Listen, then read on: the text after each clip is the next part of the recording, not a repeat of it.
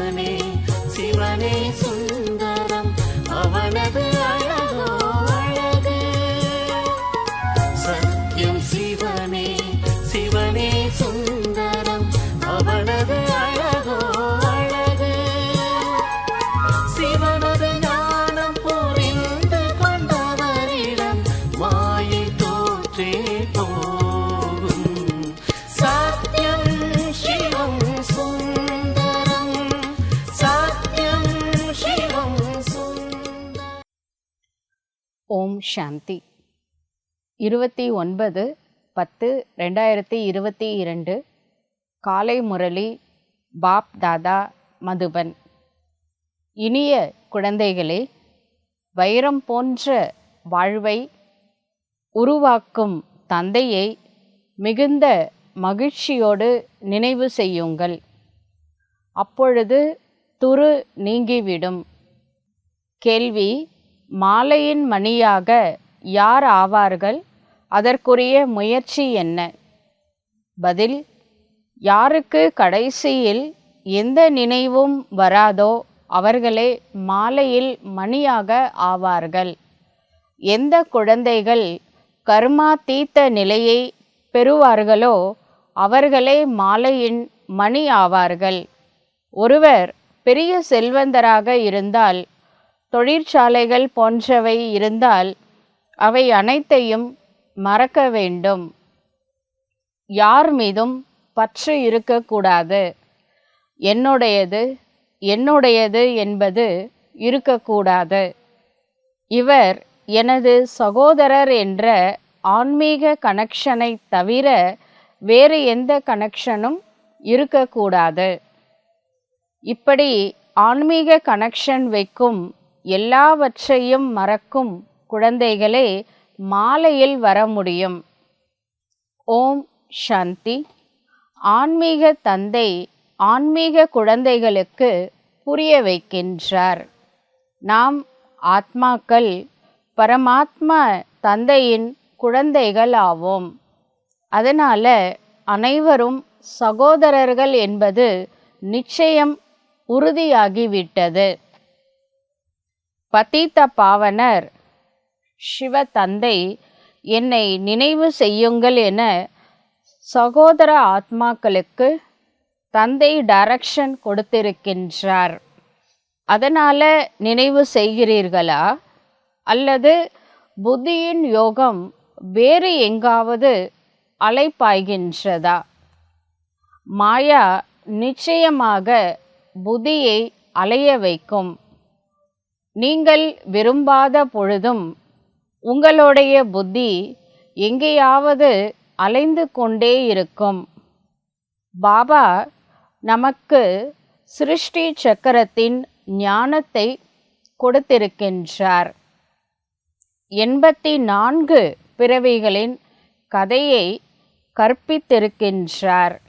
அது குழந்தைகளின் மனதில் ஓட வேண்டும். இந்த 84 பிறவிகளின் சக்கரம் முடிந்துவிட்டது. நாம் மீண்டும் வீட்டிற்கு போகின்றோம். அநேக முறை நாம் நினைவு யாத்திரையால் தூய்மையாக ஆகி வீட்டிற்கு சென்று இருக்கின்றோம். நாம் எல்லோரும் சகோதரர்கள். இதில் சரீரத்தின் விஷயம் எதுவுமே இல்லை என்பது உங்களுடைய புத்தியில் வருகின்றது. ஆத்மா ரூபத்தில் நாம் அனைவரும் சகோதரர்கள். ஒரு சிவ தந்தைக்கு நாம் அனைவரும் குழந்தைகள்.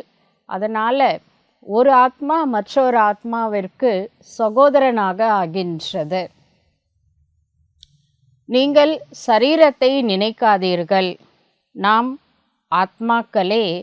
நாமே தூய்மையாக சத்தோ பிரதானமாக சத்தியுகத்தில் இருந்தோம். இப்பொழுது பதீதமாக ஆகிவிட்டோம். அதனால் வைரம் போன்ற வாழ்வை மீண்டும் சிவ தந்தை வந்து உருவாக்குகின்றார். அப்படிப்பட்ட தந்தையை மகிழ்ச்சியோடு நினைவு செய்ய வேண்டும். அதனால் ஆத்மாவில் படிந்துள்ள துரு நீக்கப்படும். குழந்தைகளே, முதலில் தன்னை ஆத்மா என உணருங்கள் என தந்தை புரிய வைக்கின்றார். தன்னை ஆத்மா என உணர்ந்து சிவ தந்தையை அன்போடு மகிழ்ச்சியோடு நினைவு செய்யும் பொழுது ஆத்மாவில் படிந்துள்ள பாவக்கரை எனும் துரு நீக்கப்படும். ஆத்மா மீண்டும் தன்னுடைய தூய்மையான சத்தோ பிரதான நிலையை அவசியம் அடையும். இதை சிவ தந்தையே அமர்ந்து புரிய வைக்கின்றார். இதுவும் ஞானமாகும். பிறகு தந்தையை நினைவு செய்யுங்கள், இது விஞ்ஞானம். அதாவது ஞானத்தை நினைக்கிறது அது நாலேஜ் மட்டும் இல்லாமல் அந்த என்னெல்லாம் கேட்டோமோ அந்த ஞானத்தெல்லாம் மறந்து, அதாவது அதை எல்லாத்தையும் கடந்த நிலைக்கு போய் ஒரே ஒரு சிவ தந்தையை நினைவு செய்கிறதுக்கு பேர் விஞ்ஞானம். ஞானம் மற்றும் விஞ்ஞானம். விஞ்ஞானம் என்றால் யோகமாகும். ஏனென்றால் ஆத்மா ஞானத்தை கடந்த விஞ்ஞானத்திற்கு சாந்தி தாம் வீட்டிற்கு போக வேண்டும். ஆத்மானா என்ன, பரமாத்மானா யாரு, ட்ராமா அப்படி என்றால் என்ன, இந்த ஃபுல் நாலேஜ் நம்ம தெரிஞ்சுக்கிறோம். ஆனால் யோகா அப்படின்றது இந்த ஞானத்தையும் கடந்த நிலை. அதை தான் விஞ்ஞானம் அப்படின்னு சொல்கிறோம். இந்த ஞானத்தை கூட மறந்த நிலையில் இறை அன்பில் மூழ்கி போவது தான் யோகா. அதுதான் விஞ்ஞான் அப்படின்னு சொல்கிறோம். அந்த விஞ்ஞான் ஸ்டேஜில் தான் நாம் பரந்தாமத்தில் போய் சேருவோம். வெறும் நாலேஜ் இருந்தால் பறந்து போக முடியாது. அதற்கு யோக சக்தி வேண்டும். யோக சக்தியினால தான் ஆத்மா தூய்மையும் அடையும், பரந்தாமத்திற்கும் செல்ல முடியும். சாந்தி தாம் வீட்டிற்கு நாம் அனைவரும் மீண்டும் செல்ல வேண்டும். ஆத்மாவின் சுய தர்மமே சாந்தி மற்றும் நாம் இருக்கும் வீடு கூட சாந்தியாக இருந்தது. அதனால தான் பரந்தாமத்திற்கு சாந்தி தாமம் என்றும் ஒரு பெயர் இருக்கின்றது. அதனால் நாம் முதலில் அங்கே போய் சேர வேண்டும், நம்ம வீட்டிற்கு. அதுதான் நம்மளுடைய தாய் வீடு. முதல்ல நாம் பரந்தாமத்திற்கு பறந்து செல்ல வேண்டும். தந்தையும் அங்கிருந்தே தற்பொழுது வந்திருக்கின்றார். ஆனால் மனிதர்களுக்கு இந்த எல்லா விஷயங்களும் தெரியாது. குழந்தைகளே, நாடகத்தின் திட்டப்படி நான் பரந்தாமத்திலிருந்து குழந்தைகளாகிய உங்களிடம் வந்திருக்கின்றேன் என இந்த பரலோக தந்தை நேரடியாக அமர்ந்து ஞானத்தை புரிய வைக்கின்றார். ஏன் வந்திருக்கின்றேன்? பாபா ஏன் பரந்தாமத்தை விட்டு, அந்த அமைதியான ஒரு உலகத்தை விட்டு அசாந்தியான இந்த உலகத்திற்கு ஏன் வந்துள்ளார்? உங்களை திரும்ப அழைத்து செல்வதற்காக வந்திருக்கின்றேன். நாம் மீண்டும் வீட்டிற்கு போகக்கூடிய நேரம் வந்துவிட்டது. ஆனால் எப்படி வந்தோமோ அப்படி தான் போகணும். வரும்பொழுது ஆத்மா சத்தோ பிரதான நிலையில் தூய்மையாக இருந்தது. தற்பொழுது சிவ தந்தை வந்து நம்மை மீண்டும் தூய்மையாக சத்தோ பிரதானமான ஆத்மாவாக மாற்றுகின்றார். இப்பொழுது நீங்கள் பதீதமான விகாரிகளாக மாறியிருக்கின்றீர்கள். ஜென்ம ஜென்மாங்களாக நீங்கள் விகாரத்தில் பிறந்திருப்பதால், பிறப்பு விகாரத்தினால தானே கிடைச்சது. அதனால் உங்களை கீழானவர்கள் என்று சொல்கின்றார்கள். அதனால் நாம் கீழான நிலையிலிருந்து மேலான தேவதைகளாக எப்படி மாறுவது என்பதைத்தான் சிவ தந்தை புரிய வைக்கின்றார்.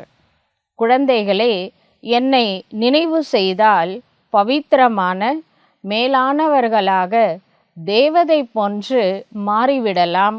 சத்தோ பிரதான நிலையை இறை நினைவில் இருப்பதனால் மட்டுமே அடைய முடியும். இந்த நினைவினால நீங்கள் எல்லாவற்றையும் கடந்து செல்ல முடியும். அதற்காக நான் எந்த வேலையும் செய்ய மாட்டேன், நான் கடவுளை நினைக்கணும், வீட்டில் எந்த ஒரு வேலையும் சின்ன வேலை கூட நான் செய்ய மாட்டேன், வேலைக்கே போக மாட்டேன், அந்த மாதிரிலாம் சொல்லக்கூடாது. கை வேலை செய்யட்டும், மனசு புத்தியினால் கடவுளை நினைவு செய்ய வேண்டும். பாபா மாலையின் மணியாக யார் வர முடியும் என்று குழந்தைகள் தந்தையை கேட்கின்றார்கள். 108 மணி மாலை இருக்குது, அஷ்டரத்தினம் நவரத்ன மாலை இருக்குது, அதிலெல்லாம் யார் பாபா வருவாங்க அப்படின்னு குழந்தைங்க கேட்குறாங்க. யார் கர்மாதீத்த நிலையை பெறுவார்களோ, யாருக்கு கடைசியில் ஒரு சிவ தந்தையை தவிர வேற எந்த நினைவும் வராதோ அவர்களே மாலையின் மணிகளாவார்கள். முக்கியமாக அந்த நவரத்ன மாலையில் வரணும்னா அவங்க சரீரம் விடும் பொழுது நஷ்டோமோகா ஸ்மிருதி லப்தா, அனைத்து விதமான பற்றிலிருந்து விடுபட்டு ஒரே இறை நினைவில் மட்டுமே இருப்பார்கள். அவங்க தான் அந்த 9 மணி மாலையில் வருவாங்க. அவங்க தான் 108 மணி மாலையிலும் வருவார்கள். ஒருவர் பெரிய செல்வந்தராக இருந்தால், இப்போ இந்த பிறவியில் மிகப்பெரிய செல்வந்தராக இருக்கிறாரு, அவருக்கு அநேக தொழிற்சாலைகள் ஃபேக்ட்ரிஸ்லாம் இருக்குது, ஒரு பெரிய இண்டஸ்ட்ரியலிஸ்டாக இருக்கிறாருன்னு வச்சுக்கோங்க. அவர் பிகேவாக இருந்தால் பாபா மட்டும் நினைக்க முடியுமா? தொழில் பிஸ்னஸ் அதுலேயும் பார்க்கணும்ல. ஆனால் பாபா சொல்கிறாரு, இது எல்லாத்தையும் மறக்கணும் அப்படின்னு சொல்கிறாரு. முக்கியமாக சரீரம் விடும் பொழுது அந்த ஞாபகம் எதுவுமே இருக்கக்கூடாது, அந்த பிஸ்னஸ்லாம் கூட ஞாபகம் இருக்கக்கூடாது. அப்படின்னா அதுக்கு என்ன செய்யணும்? அந்த வேலை செய்யும் பொழுதே ஈஸ்வர அர்ப்பணம் பண்ணிடணும். தன்னை ஒரு கருவியாக புரிந்து கொள்ள வேண்டும். சாட்சியாக இருந்து அந்த தொழில் பண்ணும் பொழுது அந்த லாஸ்ட் ஸ்டேஜில் அந்த எந்த வேலை செஞ்சாங்களோ, எந்த சேவை பண்ணாங்களோ, எவ்வளோ ஃபேக்ட்ரிஸ் இருந்தாலும் எதுவுமே ஞாபகத்தில் வராது, ஒரு இறைவனை தவிர. ஆனால் மேக்ஸிமம் பிகேஸ்க்கெலாம் பெரிய ஃபேக்ட்ரி ஓனரு, மில் ஓனர்லாம் கிடையாது. அதனால் ஒன்றும் பிரச்சனை கிடையாது, பாபாவோடைய நினைவு ஈஸியாக வரும் அப்படின்னு பாபா சொல்கிறார். நாம் தந்தையின் குழந்தைகளாகும். சகோதரர்கள் என்பது நம் எல்லோருக்கும் தெரியும். யுனிவர்சல் பிரதர்ஹுட், உலகமே நம்முடைய உடன்பிறவா சகோதரர்கள் தான். இந்த விஷயம் ஸ்ரீபாபா தான் புரிய வைக்கின்றார். ஒரு இறைவன் நம் அனைவருக்கும் தாயாகவும் தந்தையாகவும் விளங்குகின்றார். நாம் அனைவரும் சகோதரர்களாகவும் ஆத்மா என்று பார்க்கும் பொழுது நமக்கு யார் மீதும் மோகம் கிடையாது.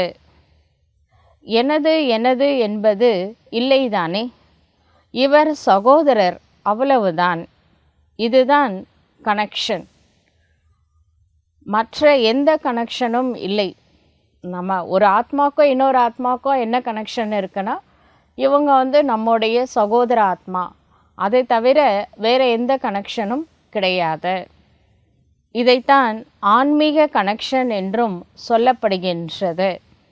இத்தனை ஆயுள் முழுவதும் தேகமே நினைவிற்கு வந்தது. நாமளும் தேகமாக நினச்சிக்கிட்டோம், மற்றவர்களையும் தேகதாரியாக, யார் பார்த்தாலும் தேகதாரியாக தான் பார்த்தோம். ஆத்மாவின் நினைவு யாருக்குமே வரவில்லை. இப்படியாக இந்த டிராமா உருவாக்கப்பட்டு இருக்கின்றது. அதனால் இந்த விஷயங்களை சிவ தந்தை நேரடியாக அமர்ந்து புரிய வைக்கின்றார். மேலும் தூய்மையாக மாற முயற்சி செய்ய வைக்கின்றார். பாபா குழந்தைகளாகிய உங்களுக்கு நேரத்தை கொடுக்கின்றார். 8 மணி நேரம் மட்டும் என்னை நினைவு செய்யுங்கள். இப்போ ஒரு நாளைக்கு 24 மணி நேரம் இருக்குது, அதில் 3 8ஆக பிரிச்சுக்கலாம். ஒரு 8 மணி நேரம் உங்களுடைய பர்சனல் வேலைகள் இருக்கும். கூடவே ஒரு 6 மணி நேரம் தூங்குறதுக்கு, 2 மணி நேரம் உங்களோட பர்சனல் வேலை, மொத்தம் ஒரு 8 மணி நேரம். அடுத்த 8 மணி நேரத்தில் நீங்கள் ஒர்க் பண்ணலாம், பிஸ்னஸ் பண்ணலாம், இல்லை வீட்டில் கூட வேலை செய்யலாம். அதுக்கு ஒரு 8 மணி நேரம் சாலிடாக இருக்குது. அடுத்து ஒரு 8 மணி நேரம் இருக்கும் இல்லையா, அந்த நேரத்தில் இறை நினைவில் இருக்க வேண்டும். இது சாதாரண வேலை தான். கடவுளை நினைக்கிறது என்ன பெரிய கஷ்டம் ஒன்றும் கிடையாது. இது முழு உலகத்திற்குமான சேவையாகும்.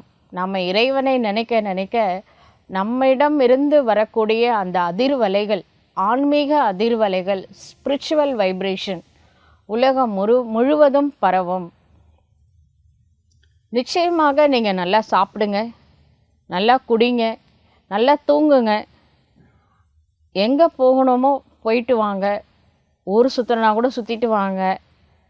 ஆனால் கடவுளையும் கொஞ்சம் நினச்சிக்கோங்க. ஒரு குறைந்த பட்சம் 8 மணி நேரம் நினைங்க. நாள் முழுவதும் யாரும் நினைவு செய்ய முடியாது. பாபாக்கே தெரியும், 24 மணி நேரம் என்னை நினைங்கன்னு என்றைக்குமே பாபா சொல்லலை. 8 மணி நேரம் மேக்சிமம் நினைங்க அப்படின்னு பாபா சொல்கிறாரு. நீங்கள் உண்மையிலேயே இப்பொழுது எல்லைக்கு அப்பாற்பட்ட சேவை செய்கின்றீர்கள். நாம் பாபா பாபான்னு நினச்சிட்டே இருக்கும் பொழுது நம்மிடமிருந்து வரக்கூடிய வைப்ரேஷன் 5 தத்துவங்கள், அனைத்து ஆத்மாக்கள் மற்றும் இந்த முழு பிரபஞ்சம் முழுவதும் பரவும். நம்ம பாபாவை நினைக்கிறோம் ஒரு பக்கம் அப்படின்னா, இது மிகப்பெரிய சேவையாக இருக்கின்றது. ஏன்னா நாம் அதிர்வலைகள் மூலமாக வாயு மண்டலத்தை பரிவர்த்தனை செய்கின்றோம். தந்தை எப்படி ஞான சிந்தனை செய்கின்றாரோ அப்படி குழந்தைகளாகிய உங்களையும் சிந்திக்க கற்றுக்கொள் கொடுக்கின்றார். செய்பவர் செய்ய வைப்பவர் இல்லையா? இப்போ பாபாவுடைய மனசில் எந்த மாதிரியான எண்ணங்கள் வருமோ அப்படி தான் பாபாவுடைய குழந்தைகளுடைய மனசில் தான் அந்த மாதிரி எண்ணங்கள் தான் வரணும். பாபா மனசில் எப்போவுமே வேஸ்ட்டோ நெகட்டிவோ வராது. எப்போவுமே பாசிட்டிவான எண்ணங்கள், சிரேஷ்டமான உயர்வான எண்ணங்கள், எலிவேட்டட் தாட்ஸு அதெல்லாம் தான் வரும். இப்போ நாம் கூட நம்ம மனசில் சாதாரண எண்ணங்கள் கூட வரக்கூடாது. தன்னை பற்றியும் மற்றவர்களை பற்றியும் உயர்ந்த எண்ணங்களை உருவாக்க வேண்டும். அதனால் உங்களுக்கு செயல் மூலமாக பாபா கற்பிக்கின்றார். முயற்சி செய்ய செய்ய உங்களுடைய வெற்றி மாலை தயாராக ஆகிவிடும். சத்தியுகம் மற்றும் திரேதா யுகத்தில் யாரெல்லாம் வருகின்றார்களோ அவர்கள் வெற்றி பெறுகின்றார்கள். பிறகு எல்லா நடிகர்களும் இந்த நாடகத்தில் பாகத்தை நடிப்பதற்காக வரிசை கிரமமாக வருவார்கள். எல்லோரும் ஒன்றாக வர முடியாது. மேலே ரிட்டர்ன் ஜர்னி கிளம்பும்போது கிட்டத்தட்ட ஒரு 1000 கோடி ஆத்மாக்கள் இருப்பாங்கன்னு வச்சுக்கோங்க. சத்தியுகத்தில் ஆரம்பிக்கும் போதே அவ்வளோ கோடி ஆத்மாக்களும் கீழே இறங்க மாட்டாங்க. வெறும் 9 லட்சம் தான் வருவாங்க. திரேதாயுகம் முடிக்கும் பொழுது தான் 33 கோடி தேவர்கள் பூமியில் சேர்ந்திருப்பாங்க. 2 யுகம் எடுத்துக்கும் 33 கோடி தேவர்கள் வருவதற்கு. அப்படியே மேலே பரந்தாமத்திலிருந்து எல்லா ஆத்மாக்களும் ஒரே நாளில் சத்தியுகத்தில் இறங்கிட மாட்டாங்க. கொஞ்சம் கொஞ்சமாக தான் வருவாங்க. நடிகர்களாகிய உங்கள் எல்லோருக்கும் இருக்கும் இடம் பிரம்மலோகம் ஆகும். அதுதான் நம்மளுடைய வீடு. இந்த பூமி ஒரு நாடக மேடை. இங்கே ஆளுக்கு ஒரு வேஷம் போட்டு நாம் நடிச்சிட்ருக்கிறோம். நம்மளுடைய சொந்த வீடு பரந்தாமம். அதற்கு பிரம்மலோகம் என்றும் ஒரு பெயர் இருக்கின்றது. அங்கிருந்து இங்கே சரீரத்தை பெறுகின்றீர்கள். இந்த எல்லா விஷயங்களும் மிக எளிதாக இருக்கின்றன. அது குழந்தைகளாகிய உங்களுக்கே நினைவில் இருக்கின்றது. உங்களுடைய வீடு இனிய வீடாகும். சைலன்ஸ் ஹோம் என்று சொல்கின்றோம். மற்ற யாரும் தமது வீட்டை அறியவில்லை. நாங்கள் கலந்து விடுவோம் என்று அவர்கள் சொல்கின்றார்கள். பிரம்ம தத்துவத்தோட கலந்து விடுவோம் என்று சொல்கின்றார்கள். கடலிலிருந்து நீர்க்குமிழி தோன்றுகின்றது. பின்னர் அதிலேயே கலந்து விடுகின்றது. அப்படிதான் நாமும் பிரம்ம தத்துவத்தில் போய் கலந்துடுவோம். நீர்க்குமிழி கலந்துருச்சுன்னா என்ன அர்த்தம்? நீர்க்குமிழி செத்து போச்சுன்னு அர்த்தம். இப்போ ஆத்மா பிரம்ம தத்துவத்தில் ஒருவேளை கலந்துட்டா அப்போ ஆத்மா அழிந்து விட்டது அப்படின்னு தானே அர்த்தம். ஆத்மா தான் அவிநாஷி இல்லையா? ஆத்மாவிற்கு அழிவே கிடையாது. அப்புறம் எப்படி கலக்கிறது? பின்னர் எங்கு பார்த்தாலும் பிரம்மமே பிரம்மமாக இருக்கின்றது என்று சொல்கின்றார்கள். அவர்கள் பிரம்மத்தையே ஈசன் என்று நினைக்கின்றார்கள். பிரம்ம தத்துவத்தான் கடவுளாக நினைக்கிறாங்க. அதனால் உங்களுடைய விஷயங்கள் அவர்களுடைய புத்தியில் உட்காருவது கிடையாது. நம்ம ஈஸ்வரன் தனியாக இருக்கிறாரு, அவருக்கும் ஃபீலிங்ஸ் இருக்குது, அவருக்கும் மனசு இருக்குது, அவருக்கும் புத்தி இருக்குது, அவருக்கும் எல்லாமே இருக்குது நம்ம சொன்னால் நம்ப மாட்டேங்கிறாங்க. பரபிரம்மம் தான் கடவுள் அப்படின்னு சொல்கிறாங்க. நீங்கள் அவர்களை தலைகீழாக நினைக்கின்றீர்கள், அவர்கள் உங்களை தலைகீழாக நினைக்கின்றார்கள். நாம் சொல்கிறோம், கடவுளை விட்டுட்டு வீட்டை போய் நினைக்கிறீங்களே, வீடு எப்படி கடவுளாக முடியும் நாம் சொல்கிறோம். அவங்க என்ன சொல்கிறாங்க, இவங்க என்ன புதுசாக பேசுகிறாங்க, அந்த பரபிரம்மம் தாங்க கடவுள். கடவுள் எல்லைக்கு அப்பாற்பட்டவர், பிரம்மாண்டமானவர் அப்படிலாம் அவங்க சொல்கிறாங்க. நாம் இவங்க ஏன் தலைக்கீழாக நினைக்கிறாங்க அப்படின்னு நாம் நினச்சா அவங்க நம்மளை நினைக்கிறாங்க, இவங்க ஏன் தலைக்கீழாக நினைக்கிறாங்க அப்படின்னு அவங்க நினைக்கிறாங்க. ஏனென்றால் அவர்களுடைய தர்மமே வேறு. இதை போட்டு குழப்பினதே இந்த சாமியாருங்க தான். அகம் பிரம்மஸ்மி, நானே பரபிரம்மம் அப்படின்னு வேற சொல்லி வச்சுருக்காங்க. தத்துவமசின்னு வேற சொல்லி வச்சுருக்காங்க. நானே அந்த 6வது தத்துவம் அப்படின்னு சொல்லியிருக்காங்க. பாபா சொல்கிறாரு, சாமியாரங்களோட தர்மமே வேற. ஆனால் எல்லா ஆத்மாக்களும் நிச்சயமாக அது சாமியாராகவே இருந்தாலும் ஒரு நாள் சாந்தி தாம் வீட்டிற்கு அவசியம் போவார்கள் என்பது உங்களுக்கு தெரியும். மற்றபடி ஒவ்வொரு ஆத்மாவிற்கும் அவரவர் பாகம் கிடைத்திருக்கின்றது. இதைத்தான் அதிசயம் என்று சொல்கின்றார்கள்.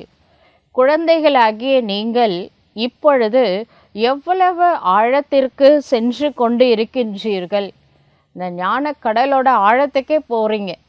ஆழ்கடலில் தான் என்ன இருக்குது, முத்து பவளம்லாம் இருக்குது. ஞான முத்துக்களை எடுக்கிறீங்க, ஞான ரத்தினங்களை சொந்தமாக்கிக்கிறீங்க. அதுக்காக ஞான கடலின் ஆழம் வரைக்கும் நீங்கள் போகிறீங்க. சிவபாபா ஞானத்தில் கடலாக விளங்குகின்றார். இந்த ஞானம் எப்படி தந்தையிடம் இருக்கின்றதோ அப்படி குழந்தைகளாகிய உங்களிடமும் இருக்கின்றது. நீங்கள் இப்பொழுது ஞானவானாக மாறிக்கொண்டு இருக்கின்றீர்கள். அவர்கள் பக்திவான், நாம ஞானவான். பக்திவான் என்றால் இரவில் இருக்கக்கூடியவர்கள், ஞானவான் என்றால் பகலில் இருக்கக்கூடியவர்கள். அரை கல்பமாக நீங்கள் சுகதாமத்தில் இருக்கின்றீர்கள், அரை கல்பமாக துக்கதாமத்தில் இருக்கின்றீர்கள். இப்படி இருப்பவரை தொலைநோக்கு உடையவர், தொலைநோக்கு பார்வை உடையவர் என்று சொல்கின்றார்கள். உங்களுடைய புத்தி இப்பொழுது வெகு தூரம் வரை செல்கின்றது. இப்போ சாதாரண மனிதர்களுடைய புத்தி இந்த ஒரு பிறவியை மட்டும்தான் திங்க் பண்ணுவாங்க. ஆனால் நம்மளுக்கு நாம் 84 பிறவி எடுக்கிறோம். இந்த மாதிரி ஒவ்வொரு சைக்கிளும் 84 பிறவி, எண்ணற்ற சைக்கிள் கிராஸ் பண்ணியிருக்கோம். நம்ம புத்தியில் சுதர்ஷன சக்கரத்தை சுற்றி கொண்டே இருக்கின்றோம். ஆனால் மற்றவங்க லிமிட்டடாக இருக்கிறாங்க. நாம் அன்லிமிட்டெட், எல்லைக்கு அப்பாற்பட்ட விஷயம். அதுதான் தில்லை அப்படின்னு சொல்கிறோம். எல்லைக்கு ஆப்போசிட்டு தில்லை. அப்போ ஆத்மா பல பிறவிகள் எடுத்திருக்கு, 84 பிறவி, ஒவ்வொரு சைக்கிளையும் கிராஸ் பண்ணியிருக்கு. இந்த ரகசியம் சிவபாபா தான் புரிய வைக்கின்றார். ஆத்மாக்களாகிய நாம் இனிய வீடாகிய பிரம்மாண்டத்தில் இருப்பவர்கள். தந்தை இந்த மனித சிருஷ்டி ரூபமான மரத்திற்கு, கல்பவிருக்ஷ மரத்திற்கு விதையாக இருக்கின்றார். ஏனென்றால் இறைவன் அனைத்து ஞானமும் நிரம்பியவராக இருக்கின்றார். அவரிடம் இந்த கல்பவிருக்ஷ மரத்தை பற்றிய ஞானம் அடங்கி இருக்கின்றது. நீங்கள் இப்பொழுது சரீர உணர்வை அகற்றுவதற்காக தன்னை ஆத்மா என உணர்கின்றீர்கள்.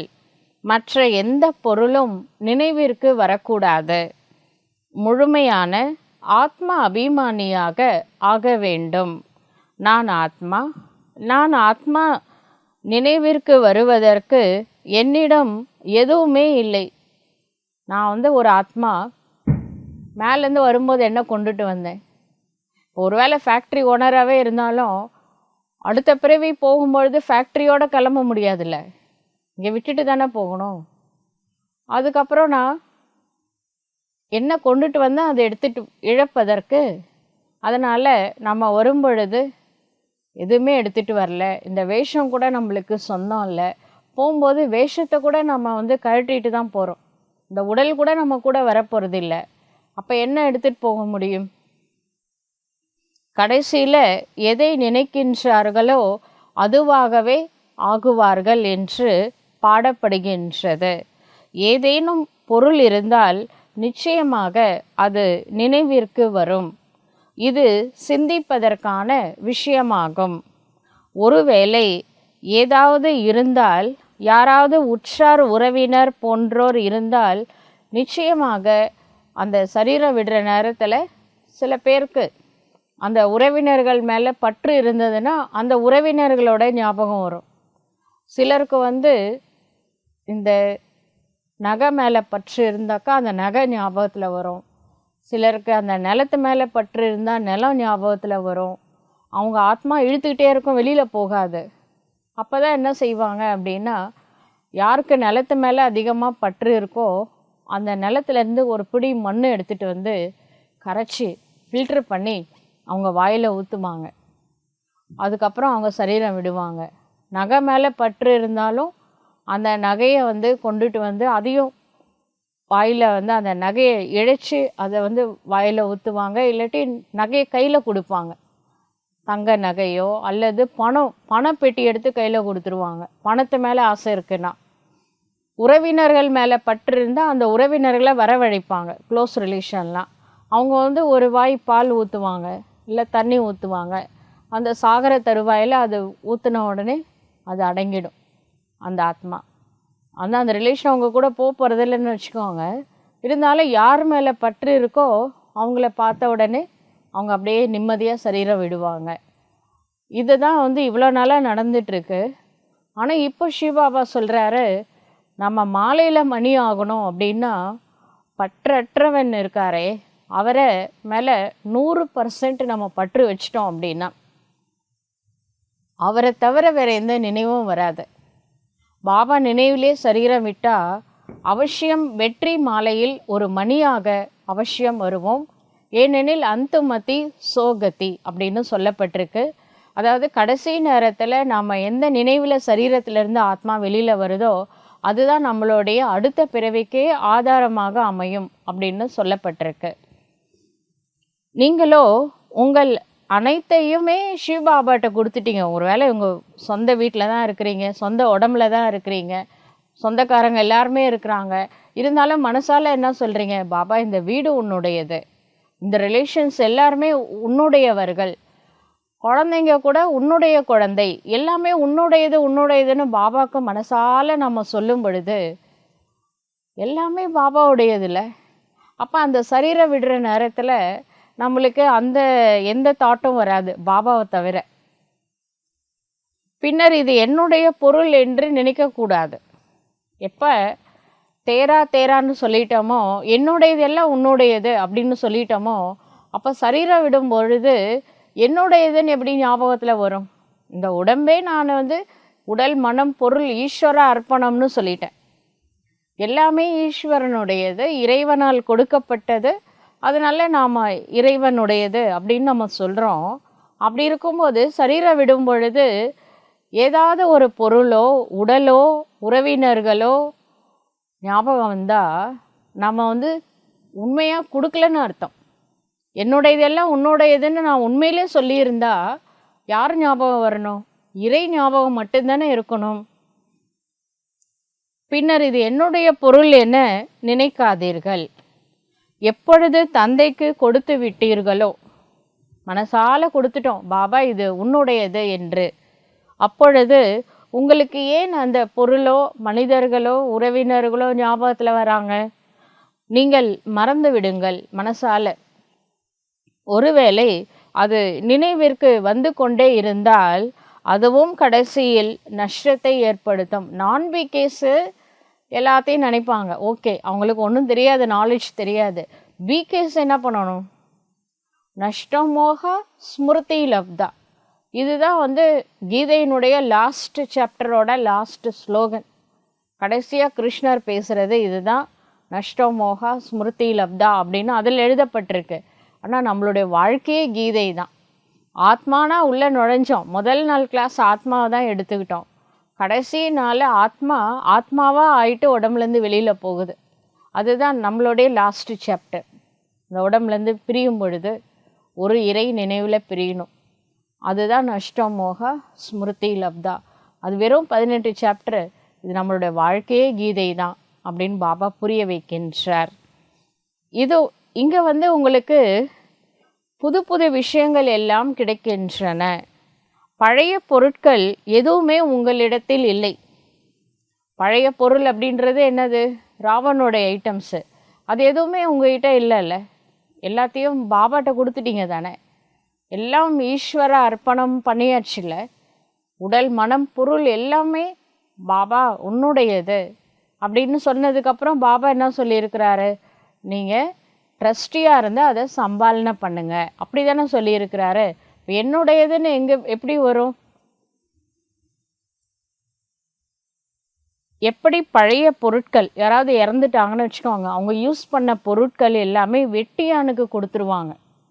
அவருக்கு எல்லாமே அவங்க அந்த காலத்துலலாம் நகையிலேருந்து எல்லாத்தையும் கொடுப்பாங்க. இப்போ வந்து அந்த ட்ரெஸ் மட்டும் கொடுப்பாங்க போல. கடைசியாக யூஸ் பண்ணது எல்லாத்தையும் கொடுத்துட்றாங்க. அப்படி நீங்களும் உங்களுடைய அனைத்தையும் இப்போ பாபா மயானவாசியாக வந்திருக்கிறாரு மயான பூமியில். ஏன்னா இன்றைக்கி உலகமே சுடுகாடாக இருக்குது. மனிதர்கள் வந்து நடைப்பிணங்களாக இருக்கிறாங்க. பாபாகிட்ட நாம் சொல்கிறோம் வெட்டியான்னு, ஏன்னா மயானவாசி. என்னோட இதெல்லாம் உன்னோட இதுன்னு அவர்கிட்ட கொடுத்துட்டோம், வெட்டியானுக்கு கொடுத்துட்டோம். ஷிபாபா சுடலை ஆண்டியாக வந்திருக்கிறாரு. கொடுத்தாச்சுல, அதுக்கப்புறம் நம்ம உரிமை கொண்டாடலாமா? பிறகு நினைவுக்கு வரக்கூடாது. நான் சகோதர ஆத்மா, தந்தையின் குழந்தை, என்னிடம் எதுவுமே இல்லை. உண்மையிலே என்கிட்ட என்ன இருக்குது? என்ன இருக்குது யோசிச்சு பாருங்க. நம்ம போகும்போது கடைசி செகண்டில் இந்த பொருளையோ மனிதர்களையோ நினச்சிட்டு சரீரம் விட்டால் அடுத்த பிறவியில் நல்ல பிறவி கூட கிடைக்காது. அதுவே கடவுளை நினச்சிட்டு சரீரம் விடணும். நம்ம போகும்போது மனிதர்களையும் கூட்டிகிட்டு போக முடியாது, பொருட்களையும் எடுத்துகிட்டு போக முடியாது. ஆனால் இறை நினைவில் சரீரம் விடலாம்ல. யார் எப்போ சரீரம் விடுவாங்கன்னு எதுவுமே கேரண்டி இல்லை. நிலையில்லாத ஒரு உலகத்தில் நிலையில்லாத வாழ்க்கையை வாழ்ந்துட்டுருக்குறோம். போகும்போது எதுவும் நம்ம கூட வரப்போகிறதில்ல. அப்போ இருக்கும் பொழுதே ஈஸ்வர அர்ப்பணம்னு மனசால நினச்சா போதும். நீங்கள் கை காலம் பிடிச்சி எடுத்து கடவுள்கிட்ட கொடுக்கணுன்னு கடவுள் கேட்கவே இல்லை. நீங்களே வச்சுக்கோங்க. அது நல்ல முறையில் யூஸ் பண்ணுங்கள், நல்ல காரியத்துக்காக யூஸ் பண்ணுங்கள். உங்கள் பொருளையும் நீங்கள் வச்சுக்கோங்க, உங்கள் உடலையும் நீங்களே வச்சுக்கோங்க, நற்செயலுக்கு அதை யூஸ் பண்ணுங்கன்னு தான் கடவுள் சொல்லி கொடுக்குறாரு. ஆனால் எதுவுமே என்னுடையது இல்லை, மனசால நினச்சா போதும். அதுக்கு பேர் தான் ட்ரஸ்டி. எல்லாம் யூஸ் பண்ணணும், ஆனால் எதுவும் என்னுடையது இல்லை. இப்படி இருந்தால் தான் சத்தியுகத்தில் தேவதைகள் எப்படி இருப்பாங்க? தங்க மாளிகையில் வசிப்பாங்க, வைர மாளிகையில் இருந்தாங்க. ஆனால் அவங்க எப்போவுமே இது எல்லாம் என்னுடையதுன்னு நினச்சதே இல்லைல்ல. புஷ்ப விமானத்தில் தான் பறந்து போவாங்க, ஆனால் எல்லாத்துலேருந்து டிட்டாச்சாக இருப்பாங்க. ஆனால் எல்லா பொருளையும் யூஸ் பண்ணியிருக்காங்க. அதுக்கு பேர் தான் ஜீவன் முக்தி. இந்த உடம்புல இருந்தாலும் முக்தி அடைஞ்ச நிலையில் இருந்தாங்கள்ல, அந்த நிலையை, அந்த சம்ஸ்காரத்தை இப்பொழுது நாம் கொண்டுட்டு வரணும். அதனால் எல்லாம் இருக்குது, ஆனால் எல்லாமே ஈஸ்வரனுடையது அப்படின்னு நினச்சிட்டு அதை இப்போ யூஸ் பண்ணணும். சரீரம் கூட என்னுடையது கிடையாது இல்லையா? போகும்போது சரீரம் எடுத்துக்கிட்டால் போக முடியும்? அடுத்த பிறவிக்கு இங்கே தானே விட்டுட்டு போகணும். எது என்னுடையது? அவ்வளோதான். இந்த பட்டினத்தர் சொல்லியிருப்பார், காதருந்த ஊசியும் வாராதுக்கான் கடை வழிக்கேன்னு. காது அருந்து போச்சுன்னு வச்சுக்கோங்க, அது வந்து ஒரு ஸ்டிச்சிங் கூட போட முடியாது. அந்த ஊசியை நம்ம போகும்போது எடுத்துகிட்டு போக முடியாது அப்படின்னா, உபயோகமே செய்ய முடியாத ஒரு பொருள் கூட நம்ம கூட வராது அப்படின்னா வேற என்ன வரும் நம்ம கூட? அதனால எல்லா பொருளும் யூஸ் பண்ணுங்க. ஆனால் புத்தியின் மூலமாக விடுபட்டு யூஸ் பண்ணுங்க. அதுதான் பாபா சொல்கிறார். அதுக்கு பேர் தான் ட்ரஸ்டி. எல்லா பொருளையும் யூஸ் பண்ணுங்க, ஆனால் இது கடவுளுடையது அப்படின்னு நினச்சிக்கிட்டு அந்த பொருளை யூஸ் பண்ணுங்க. பின்னர் புதிய உலகத்தில் எல்லாமே புத்தம் புதிய பொருட்களாக உங்களுக்கு கிடைக்கும். அங்கே தங்க வைர மாளிகையில் வாழ்வீர்கள். அது எதிர்கால விஷயங்களாக இருக்கின்றன. குழந்தைகளே, நீங்கள் என்னவாக ஆவீர்கள் என்று தந்தை கேட்கின்றார். அப்பொழுது பாபா, நாங்கள் நாராயணராக ஆவோம் என்று குழந்தைகள் சொல்கின்றார்கள். உங்களோட எய்ம் என்ன அப்படின்னு கேட்டால் நம்ம என்ன சொல்கிறோம்? நம்ம லக்ஷ்மி நாராயண் போல் ஆகணும், அதுதான் என்னோட எய்மு, நாராயணன் ஆகணும் அப்படின்னு நம்ம சொல்கிறோம். அதனால் இது ஒரு மகிழ்ச்சியான விஷயமாகத்தான் இருக்கின்றது. ஆனால் இப்பொழுது எந்த பழைய பொருளும் நினைவிற்கு வரக்கூடாது. அப்பொழுது தான் மாலையின் மணியாக ஆக முடியும். நஷ்டமோகா ஸ்மிருதி லப்தா. எப்படி இருந்தாலும் விட்டுட்டு போகணும். அது புத்தியின் மூலமாக விட்டுட்டா 108 மணி மாலையில் வரலாம்ல. அதுதான் பாபா சொல்கிறார். 108 மாலையில் யார் வராங்களோ அவர்கள் அவசியம் சத்தியுகத்தில் ராஜ்யம் செய்வார்கள். ராயல் ஃபேமிலியில் பிறப்பாங்க. கோவில்களில் பிறகு 16,108 மாலையை வைத்திருக்கின்றார்கள். அதனால் பலர் மாலையின் மணி ஆவார்கள். எவ்வளவு விரைவில் வருவீர்களோ அவ்வளவு சுகத்தை பார்ப்பீர்கள். யார் பின்னால் வருவார்களோ அவர்கள் இவ்வளவு சுகத்தை பார்க்க மாட்டார்கள். லாஸ்ட் வர்றவங்க இவ்வளோ சுகத்தை பார்க்க மாட்டாங்க. முதல்ல வரவங்களுக்கு தான் நிறைய சுகம் பார்ப்பார்கள். இப்போ சத்தியுகத்தை விட்டுட்டு திரேதாயுகம் வரவங்க நிறைய பேர் இருக்காங்க. திரேதாயுகம் ஸ்டார்டிங்கில் பாப்புலேஷன் 2 கோடி. அப்போ மீதி 31 கோடி திரேதாயுகத்தில் தான் வரப்போகிறாங்க. இந்த தேவதைகளே அவங்க சத்தியுகத்தோட சுகத்தை பார்க்க மாட்டாங்கல்ல. அதனால தான் பாபா சொல்கிறாரு, வர்றது வர்றீங்க, முதல்லேருந்தே வாங்க, கிருஷ்ணரோட ஜென்மம் எடுங்க. அந்த ஜீவன் முக்தியை இந்த உலகம் கூட ஃபஸ்ட் கிளாஸாக இருக்கும், அதை நீங்கள் என்ஜாய் பண்ணுங்க வாங்க அப்படின்னு கூப்பிடுறாரு. கொஞ்சம் நேரம் சுகம், அதனால் துக்கத்தையும். இப்போ அடுத்து வராங்களே துவாபரயுகம் கலியுகத்தில் வர்றவங்க, மற்ற ரிலீஜியன்லாம் அவங்களுக்கு சுகமும் கம்மியாக தான் இருக்கும், துக்கமும் கம்மியாக தான் இருக்கும். கலியுக எண்டில் அவங்க நல்லா தான் இருக்கிறாங்க. இந்த தேவதைகள் தான் படாத பாடுபட்டுருக்குறாங்க. ஏன்னா தேவதைகளுக்கு சுகமும் ஜாஸ்தி, துக்கமும் ஜாஸ்தி. மற்ற ரிலீஜியன்ஸ் வந்தவங்களுக்கு சுகமும் குறைவு, துக்கமும் குறைவு. குழந்தைகளே, கடைசியில் எதுவுமே நினைவில் வரக்கூடாது என்பதை நினைவில் கொள்ளுங்கள். போகும்போது என்ன ஞாபகம் வரணும்? கடவுளை தவிர வேறு எந்த ஞாபகமும் வரக்கூடாது என்று சிவ தந்தை சொல்கின்றார். எதை அர்ப்பணம் செய்திருக்கின்றீர்களோ அதுவும் நினைவிற்கு வரக்கூடாது. எந்த பொருளை அப்படியே வைத்திருந்து பிறகு அதற்கு அங்கே நிரப்பி கொடுக்க நேரிடுமோ அப்படிப்பட்ட எந்த பொருளையும் நான் பெறுவதில்லை என்று தந்தை சொல்கின்றார். வாங்கிட்டு யூஸ் பண்ண முடியாத சில பொருளை வச்சுட்டு திருப்பி ரிட்டர்ன் பண்ணனா பாபா அவங்ககிட்ட வாங்குறதே இல்லை. இப்போ ஈஸ்வர அர்ப்பணம் ஈஸ்வர அர்ப்பணம்னு சொல்கிறோமே, மனசால ஈஸ்வரனுக்கு அர்ப்பணம் பண்ணால் கூட அதை ஸ்வீகாரம் பண்ணுறதுக்கு நாம் பாக்கியம் செஞ்சுருக்கணும். எல்லார பொருளையும் கடவுள் ஸ்வீகாரம் பண்ணுறதில்லை. உடல் மனம் பொருள் எல்லாம் ஈஸ்வர அர்ப்பணம் அப்படின்னு சொல்லிட்டு நாம் அந்த பக்தியில் வில்வ இலை போட்டால் போல் இப்போ மனசால நினைக்கிறோம் எல்லாமே உன்னுடைய இதுன்னு. ஆனால் பாபா யாரது ஸ்வீகாரம் பண்ணுவார்னா, யார் உண்மையான உள்ளத்தோடு கொடுக்குறாங்களோ. சும்மா வெறும் பாவனையாக வெளியில் மற்றவங்களுக்கு ஷோ காட்டுற மாதிரி எல்லாம் கடவுளோட இது கடவுளோட இதுன்னு சொல்லிகிட்டு இருப்பாங்க. உள் மனசில் என்னோட இதுன்னு நினைப்பாங்க. அது பாபா ஸ்வீகாரம் பண்ண மாட்டார். கடவுள் ஸ்வீகாரம் பண்ணணும்னா உள்ளத்திலேருந்து வரணும், என்னுடையது எல்லாமே உன்னுடையது என்று.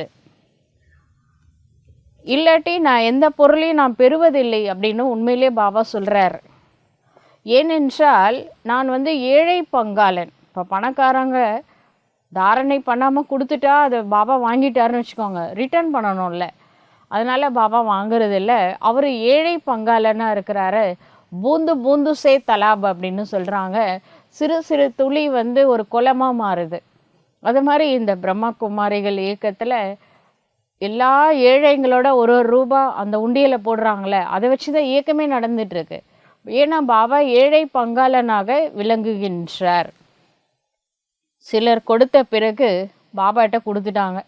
சரி, ஒரு டேப் ரிகார்டு கொடுத்தாங்க. ஒரு எக்ஸாம்பிள், ஒரு டேப் ரிகார்டு கொடுத்துருக்காங்க. அதுக்கப்புறம் அவங்க வேறு ஏதோ ஒரு காரணத்தினால பாபா விட்டு போயிட்டாங்க. அவங்களால தாரணை பண்ண முடியல. ஆனால் பண்ண முடியலன்னு சொல்ல மாட்டாங்க. போனவங்க என்ன பண்ணுறாங்க, நான் வந்து பாபா வீட்டுக்கு ஒரு டேப் ரிகார்டர் கொடுத்தேன், அது எப்படியாவது வாங்கி கொடுங்க. நான் பாபா வீட்டுக்காக ஒரு டிவி வாங்கி கொடுத்துருந்தேன், அது எப்படியாவது வாங்கி கொடுங்க. அதை வாங்குற வரைக்கும் பின்னாடியே இருப்பாங்க. மாயா அவர்களை நன்றாக கொத்திடுச்சு போல அப்படின்னு பாபா சொல்கிறார். நாகம் மாதிரி வந்து கொத்திருக்கு. அதனால தான் கொடுத்த பொருளை ரிட்டர்ன் கேட்குறாங்க. கேட்டால் என்ன பண்ணணும், கொடுத்துருங்க. ஏன்னா நம்ம கொடுக்கலன்னா பின்னாடி அவர் வந்து பதில் சொல்லணும். அதனால் நம்ம முதல்ல வந்து கேட்குறதே தப்பு. கடவுள்கிட்ட ஒன்று, இப்போ கோவிலில் உண்டியில் பைசா போட்டுட்டு அடுத்த நாள் என்றைக்கோ ஒரு நாள் போய் நான் வந்து திருப்பதி கோவில் உண்டியில் 1000 ரூபாய் போட்டேன், எனக்கு அதை கொடுங்க அப்படின்னு அந்த தேவஸ்தான் இருக்கு இல்லைங்களா, அந்த நிர்வாகிகள்கிட்ட போய் கேட்பாங்களா? நான் உண்டியில் எவ்வளோ ரூபா போட்டேன், அதை எனக்கு கொடுங்கன்னு கேட்க முடியுமா? கேட்க மாட்டாங்க. இங்கே கேட்குறாங்க. பாப்பா சொல்கிறாரு, கேட்டால் கொடுத்துருங்க. இல்லாட்டி நான் வட்டி முதலமாக அங்கே வேற நான் ரிட்டர்ன் பண்ணணும், அதனால் இப்போவே கொடுத்து கணக்கு முடிச்சிடுங்க அப்படின்னு சொல்கிறாரு. கேட்குறாங்கன்னா கொடுத்துருங்க அப்படின்றார். இல்லை என்றால் நீங்கள் என்ன அடித்தாலும் உண்மையான பிகே எப்படி இருக்கணும், நீங்கள் அன்பு காமிச்சாலும் சரி, அடி கொடுத்தாலும் சரி.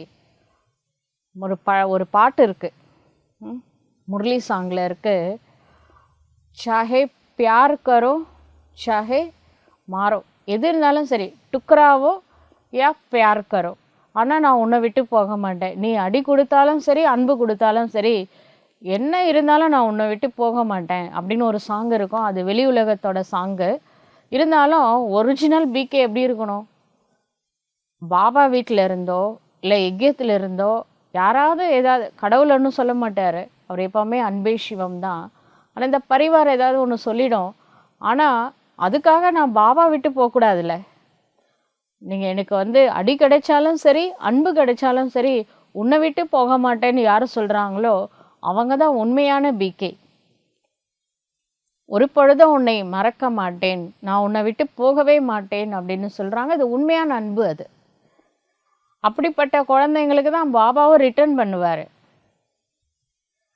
நரனிலிருந்து நாராயணனாக மாற்றுவதற்காக குழந்தைகளாகிய நீங்கள் இங்கே வந்திருக்கின்றீர்கள். உங்களுக்கு எவ்வளவு பெரிய ஆஸ்தி கிடைக்கின்றது, பிறகு நாங்கள் கொடுக்கின்றோம் என்று ஏன் சொல்கின்றீர்கள்? நான் யார் கொடுக்கறதுக்கு? எனக்கே படி அளக்கிறது பரமேஸ்வரன் தான். நான் எப்படி கொடுக்கறது? எங்கேருந்து கொண்டுட்டு வந்தேன் கொடுக்கறதுக்கு? நீங்கள் பெறவே செய்கின்றீர்கள். கொஞ்சம் கொடுங்கள் என்று யார் கேட்டாங்க? மற்றபடி ஒருவர் ஒரு பைசா கொடுத்தாலும், இங்கே 1 ரூபா கொடுத்தா கூட சத்தியுகத்தில் தங்க மாளிகை ரிட்டர்ன் வாங்கிப்பாங்க. மனசால கொடுக்கும் பொழுது பாபா மனசால செய்கிறாரு. அவர் யாரையும் விட மனுஷங்க தான் இன்னைக்கு ஒன்று நாளைக்கு ஒன்றுன்னு பேசுவாங்க, சொன்ன சொல்ல காப்பாற்ற மாட்டாங்க. ஆனால் சிவபாபா அப்படி கிடையாது. கடவுளாச்சு இல்லை, நீங்கள் 1 ரூபா கொடுத்தா ஒரு தங்க மாளிகையே கொடுக்குறேன், உள்ளத்திலிருந்து வரணும். உண்மையான பாவனை, அதற்கு பலன் அவசியம் உண்டு. சுதாமா ஒரு பிடி அவல் கொடுத்தாரு குசேலர். ஆனால் என்ன கிடைச்சிது? ஒரு பிடி அவல் கொடுத்த உடனே அது கிருஷ்ணர் வந்து வாயில் போட்டுக்கிட்டாரு. உடனே அந்த வீடு, குடிசை வீடு மாட மாளிகையாக மாறிடுச்சு. அடுத்த பிடி எடுத்து அவலை வாயில் போட்டுக்கிட்டாரு. உடனே அந்த வீட்டில் எல்லா செல்வமும் நிறைஞ்சிருச்சு. நகை, துணி, என்னென்ன தேவையான பொருள் எல்லாமே நிறைஞ்சிருச்சு. 3வது பிடி எடுத்தார். அது மட்டும் வாயில் போட்டிருந்தா அவரே வந்து குசையில் இருக்க அடிமையாயிட்டு இருப்பாராம். அது வந்து அந்த ருக்மணி வந்து தடுத்துட்டாங்க அப்படி கதையில் சொல்லியிருக்கிறாங்க. இப்போ நம்மளால் முடிஞ்சது நம்ம ஈஸ்வர அர்ப்பணம்னு கொடுக்குறோம் பார்த்தீங்களா, கண்டிப்பாக கடவுள் அதை ஸ்வீகாரம் பண்ணுவார். ஸ்வீகாரம் பண்ணும் பொழுது நம்மளுக்கு பலன் வந்து சத்தியத்தில் கிடைக்கும். இங்கேயே கிடைக்கணும்னு எதிர்பார்க்கக்கூடாது. கச்சா ஃபல்லுன்னு பாபா சொல்லியிருக்கிறாரு. கொஞ்சம் விடுங்க, சத்தியத்தில் போய் நம்ம வாங்கலாம். பழுக்கட்டும். சங்கமிகத்திலே பேர் புகழ் வேணும்னு நினைக்க வேணாம். இங்கே கிடைக்கலன்னா சந்தோஷப்படுங்க, சத்தியத்தில் பெருசாக கிடைக்கும். அது மாதிரி நம்மளுக்கு கூட குழந்தைங்க வராங்க, பாபா ஒரு படி அரிசி, 1 கிலோ பருப்பு எங்கள் வீட்டுக்கு வாங்கினோம், 1 கிலோ பாபாவுக்கு தரதுக்காக பருப்பு அரிசி நம்மளால் முடிஞ்சது அதை கொண்டு வந்து கொடுக்குறாங்க பார்த்தீங்களா. அந்த மனசை பாபா வந்து பார்க்குறாரு, பொருளை பார்க்கல, அந்த பாவனையை பார்க்குறாரு. பாவனைக்கு கண்டிப்பாக பகவான் பலன் கொடுப்பார். நமக்கு மாளிகை கிடைக்கும் அப்படின்றது அந்த கொடுக்குறவங்களுக்கே தெரியும் பாபா எப்படிப்பட்டவர் அப்படின்னு சொல்லிட்டு. தெரிஞ்சதுனால தானே கொடுக்குறாங்க. அவசியம் அதற்கு பலன் இருக்கின்றது. அப்படிப்பட்ட குழந்தைகளை பார்த்து பாபா ஆஹா குழந்தாய் ஆஹா அப்படின்னு ரொம்ப மகிழ்ச்சி அடைகின்றார். ஆக்சுவலாக அதை பொருளை வாங்கி அவர் இன்னும் சாப்பிட போகிறதில்ல, அவர் அபோக்தா இல்லையா.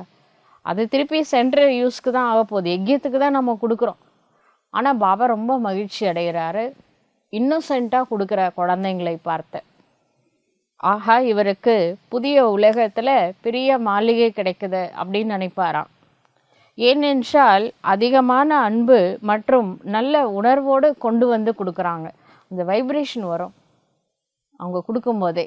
ஏழைங்ககிட்ட தான் அவ்வளோ பாசிட்டிவ் எனர்ஜி வைப்ரேஷன் வருது. பாபான்னு நினச்சி கொடுக்கும் பொழுது உடனே ரெக்கார்ட் ஆகிடுது. அவங்களுக்கு என்ன ரெக்கார்ட் ஆகுது, ஒன்று கொடுத்து ஒரு மாளிகையே வாங்கிடுவாங்க.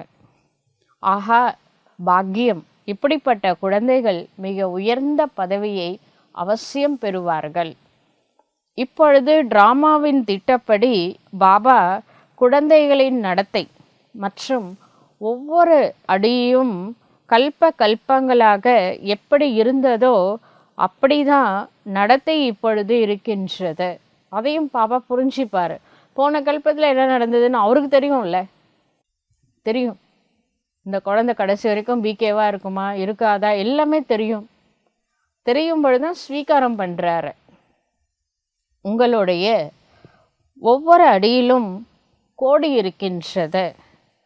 தேவர்களுடைய பாதத்தில் இப்போ நாராயணன் வந்து நடக்கும் பொழுது அவர் நடந்து ஒவ்வொரு ஸ்டெப் வச்சு போவார் இல்லையா, அவர் போன உடனே அந்த இடத்துல ஒரு தாமரை மலருமா, அப்படியே ஒரு தாமரை மலரும். அந்த தாமரைக்கு ஹிந்தியில் வந்து பதம் அப்படின்னு அர்த்தம். பதம் அப்படின்னா தாமரை, இன்னொன்று பதம் அப்படின்னா பல கோடி மடங்கு வருமானம். ஒவ்வொரு அடியிலும் இறை நினைவில் எடுத்து வைக்கும் பொழுது பல கோடி மடங்கு அதில் வருமானம் அடங்கி இருக்கின்றது. மேலும் அந்த நாராயண் வந்து தாமரைப்பூ மேலே நிற்கிற மாதிரி படுத்துட்டு இருந்தா கூட இந்த அனந்த சயனம் இருக்குல்ல திருவன்றத்தில் படுத்துட்டு இருப்பார். அதில் கால் பாதத்தில் ஒரு தாமரை பூ இருக்கும். ஆக மொத்தத்தில் தாமரை காமிச்சிருக்காங்க அந்த சிலையில் கூட. அதற்கும் ஏதாவது அர்த்தம் இருக்கும் தானே. இப்பொழுது உங்களுக்கு கோடிக்கணக்கான வருமானம் கிடைத்து கொண்டு இருக்கின்றது. நீங்கள் தந்தையிடம் கோட்டீஸ்வரனாக மாறுவதற்காக வந்திருக்கின்றீர்கள். அதனால் நீங்கள் அவ்வளவு மகா மகா மகா பாக்கியசாலியாக இருக்கின்றீர்கள். எனினும் அதிலும் நம்பர்வாறு முயற்சிக்கு தக்கபடிதான் இருக்கின்றீர்கள். உங்களுடைய அதே முயற்சி ஒவ்வொரு கல்பமும் டிராமாவின் திட்டப்படி நடக்கின்றது. அது அப்படியே டிராமா உங்களை முயற்சி செய்ய வைப்பதாக இருக்கின்றது. ஈஸ்வரனும் டிராமாவின் படி உங்களுக்கு அறிவுரை கொடுத்து கொண்டிருக்கின்றார். அதனால் கடவுளே டிராமாவுடைய வசத்தில் தான் இருக்கிறார். அதனால் எது நடந்தாலும் ட்ராமா அப்படின்னு நினச்சிக்கோங்க. ட்ராமா கல்யாண்காரி, என்னோட நல்லதுக்காக தான் நடந்துகிட்ருக்கு, அதையும் சேர்த்து நினச்சிக்கோங்க. பிறகு இந்த ட்ராமா யாருடைய வசத்தில் இருக்குது? கடவுளே ட்ராமாவுக்கு வசப்பட்டிருக்கிறாரு. ட்ராமா யாருடைய வசத்தில் இருக்குது? குழந்தைகளே, ட்ராமா முதலும் முடிவும் இல்லாமல் உருவாக்கப்பட்டு இருக்கின்றது. அதனால தான் இதுக்கு அனாதி அப்படின்னு சொல்கிறோம். அனாதினுடைய அர்த்தம் முதலும் அல்ல, முடிவும் அல்ல. ஆத்மாவும் அனாதியானது, பரமாத்மாவும் அனாதி, ட்ராமாவும் அனாதி. முதலும் அல்ல, முடிவும் அல்ல நாடகத்துக்கு. இந்த நாடகம் எப்பொழுது உருவாக்கப்பட்டது என்று யாருமே சொல்ல முடியாது. சத்தியுகத்திலேருந்து கலியுகம் எண்டு வரைக்கும் ஒரு சைக்கிள். இந்த ஃபஸ்ட்டு சைக்கிள் எப்போ ஸ்டார்ட் ஆச்சு, லாஸ்ட்டு சைக்கிள் எப்போ வரும் சொல்ல முடியுமா? சொல்லவே முடியாது. ஏன்னா நாடகம் ஆதியும் அந்தமும் இல்லாதது, அப்படின்னா அனாதியானது. இது நடந்து கொண்டே இருக்கின்றது. டிராமாவில் நம்பர் 1 வழி ஈஸ்வரனிடமிருந்து கிடைக்கின்றது. அதனால் அது ஈஸ்வரிய வழி என்று சொல்லப்படுகின்றது. இந்த பக்தியில் கூட பாட்டு பாடுறாங்க, இறைவன் ஒருவான் ஒரு நல் வழி கொடுப்பான் அப்படின்னு சொல்லிட்டு. இறைவன் வந்துட்டாரு, நல்ல வழி கொடுத்துட்ருக்கிறாரு. அந்த வழி ஸ்ரீமத்தை. அது உங்களை தேவதைகளாக மாற்றுகின்றது. பாபா சொல்கிற நியமப்படி நடந்தால் போதும், தேவதையை அவசியம் ஆயிடுவோம். மற்றும் மனித வழி உங்களை சீச்சியாக, மனுஷங்க சொல்கிற பேச்சு கேட்டு தான் நீங்கள் பேட்ரி டவுன் ஆனதே. பாபாவுடைய வழிப்படி நடக்கும் பொழுது மீண்டும் ஃபுல் சார்ஜ் பேட்டரியாக ஆகும். டிஸ்சார்ஜ் பண்ணவங்க மனுஷங்க, சார்ஜ் பண்ணுறது ஸ்ரீ பாபா இறைவன். ஈஸ்வரிய வழியினால் நீங்கள் மனித நிலையிலிருந்து தேவதைகளாக மாறுகின்றீர்கள். பின்னர் 21 பிறவிகளுக்கு பிறகு மனித வழியில் மனிதர்களாக மாறுகின்றீர்கள். இப்பொழுது இது கீதையின் காலமாகிய சங்கம யுகமாகும். இந்த நேரம் உலக மாற்றம் ஏற்படுகின்றது. அதனால் இது குழந்தைகளின் புத்தியில் இருக்க வேண்டும். மேலும் குழந்தைகளாகிய நாம் மிக மிக இனிமையாக மாற வேண்டும். அன்போடு நடக்க வேண்டியதாக இருக்கின்றது. எந்த குழந்தை அமைதியாகவும் இனிமையானவராகவும் இருப்பாரோ அவரது பதவியும் உயர்ந்ததாக இருக்கும். இப்பொழுது உங்களுக்கு ஈஸ்வரிய புத்தி கிடைத்திருக்கின்றது. நாம் எல்லையற்ற தந்தையின் குழந்தைகளாக இருக்கின்றோம் என நீங்கள் புரிந்திருக்கின்றீர்கள். தந்தையிடமிருந்து ஆஸ்தியை பெற்றுக்கொண்டு இருக்கின்றீர்கள். அதனால் அளவற்ற மகிழ்ச்சி இருக்க வேண்டும். குழந்தைகளே, சொர்க்கத்தை விட இங்கே உங்களுடையது மிக மிக உயர்ந்த பதவியாகும். தந்தை உங்களுக்கு மட்டும் கற்பிக்கின்றார். நான் உங்களை இரட்டை கிரீட அரசர்களுக்கெல்லாம் அரசராக, ராஜாவே தலைவணங்கும் ராஜாவாக மாற்றுகின்றேன் என்பது சிவ பகவான் வாக்கு. அதனால் உங்களுடைய பாக்கியத்தின் மீது உங்களுக்கு அதிக மகிழ்ச்சி இருக்க வேண்டும். ஆஹா பாபா, நீங்கள் நமது பாக்கியத்தை என்னவாக மாற்றுகின்றீர்கள். கல் போன்ற வாழ்க்கையை வாழ்ந்துட்டு இருந்தேன், நீங்கள் அதை வைரமாக மாற்றியிருக்கிறீங்க. அந்த மாதிரி பாபாட்ட பேசணும். நல்லது. இனிமேலும் இனிமையான காணாமல் போய் கண்டு எடுக்கப்பட்ட ஆன்மீக குழந்தைகளுக்கு ஆத்மாக்களின் தந்தையாகிய பாப் தாதாவின் அன்பு நினைவுகள் மற்றும் காலை வணக்கம். ஆன்மீக குழந்தைகளுக்கு ஆன்மீக தந்தையின் நமஸ்காரம். ஆன்மீக தந்தைக்கு ஆன்மீக குழந்தைகளின் நமஸ்காரம். தாரணைக்கான முக்கிய சாரம். முதல் பாயிண்ட், உயர்ந்த பதவி பெறுவதற்கு மிக மிக அமைதியாக இருக்க வேண்டும். இனிமையாக மாற வேண்டும். எல்லோரிடனும் அன்பாக நடந்து கொள்ள வேண்டும். அமைதியாக இருக்கணும், இனிமையாக இருக்கணும், அன்பாக இருக்கணும். கண்டிப்பாக உயர்ந்த பதவி கிடைக்கும். செகண்ட் பாயிண்ட், தந்தையிடம் அர்ப்பணித்த அனைத்தையும் புத்தியின் மூலமாக மறக்க வேண்டும். அவற்றின் நினைவு வரக்கூடாது. நாம் பாபாவிற்கு கொடுக்கின்றோம் என்ற எண்ணம் கூட ஒரு பொழுதும் வரக்கூடாது. வரதானம். பிராமண வாழ்வில் காமமாகிய மகா சத்ருவோடு கூடவே அதன் அனைத்து துணைவர்களுக்கும் விடை கொடுக்கும் சம்பூர்ண பவித்திரம் ஆகுக. பிராமண வாழ்வில் மகா சத்ருவாகிய காமத்தை வெல்வதற்கு எப்படி விசேஷமான கவனத்தை கொடுக்கின்றீர்களோ அப்படி அதன் அனைத்து துணைவர்களுக்கும் விடை கொடுங்கள். முதல் எதிரி என்னது? காமம். அதுதான் ஆத்மாவினுடைய மகா எதிரி. அதை விரட்டுறதுக்கு இவ்வளோ இம்பார்ட்டன்ஸ் கொடுக்குற நீங்கள் மற்ற தீய குணங்களுக்கும் இம்பார்ட்டன்ஸ் கொடுங்க, எல்லாத்தையும் விரட்டிடுங்க அப்படின்னு பாபா சொல்கிறார். எதுவுமே ஒரு தீய குணம் கூட அவகுணம் கூட இருக்கக்கூடாது. சில குழந்தைகள் கோபத்தின் மகா பூதத்தை விரட்டி விடுகின்றார்கள். ஆனால் கோபத்தினுடைய குழந்தை குட்டிகள் இருக்கே அதன் மீது கொஞ்சம் அன்பு காட்டுகின்றார்கள். கோபத்தோட குழந்தை யாரு தெரியுமா? பொறாமை, வெறுப்பு, பழி வாங்குற எண்ணம். இதெல்லாம் கோபத்தினுடைய குழந்தைங்க. கோபத்தை விட்டுறாங்க, ஆனால் பொறாமையை விடுறதில்லை, வெறுக்கிறத விடுறதில்லை.